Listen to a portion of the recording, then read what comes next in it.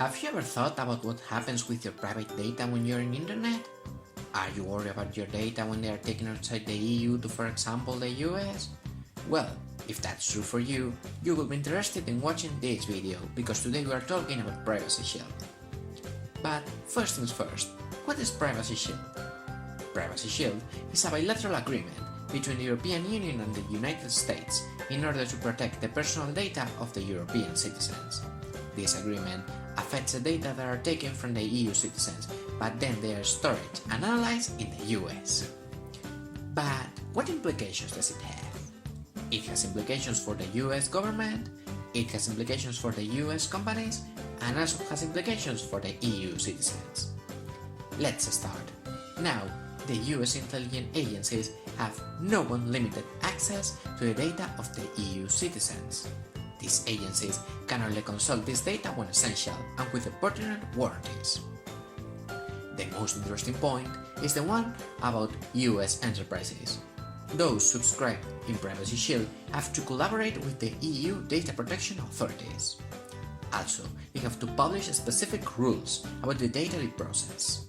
The compliance of these rules is supervised by the US Commerce Department. If any enterprise doesn't observe these rules, it could be sued in court. Another important issue is that it tries to protect people's rights.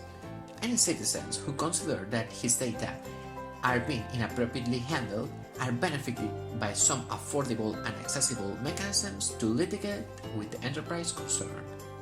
The European Commission has published a guide in which anyone can consult the steps to be taken.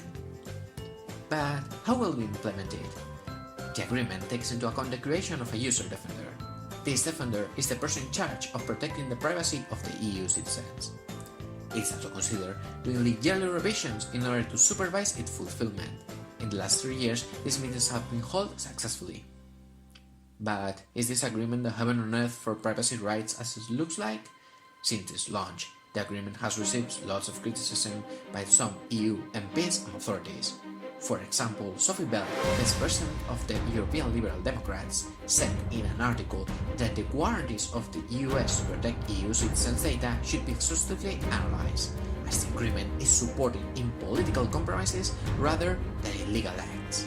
She also claims that the yearly revisions have been proved completely inefficient. Not even the user's defender is escaping criticism. According to Mrs. Bell, it is very unlikely that this defender has enough competencies and resources in order to supervise the US intelligence. Well, up to this point, we could say that only time will tell if this agreement is useful or not for protecting our privacy rights.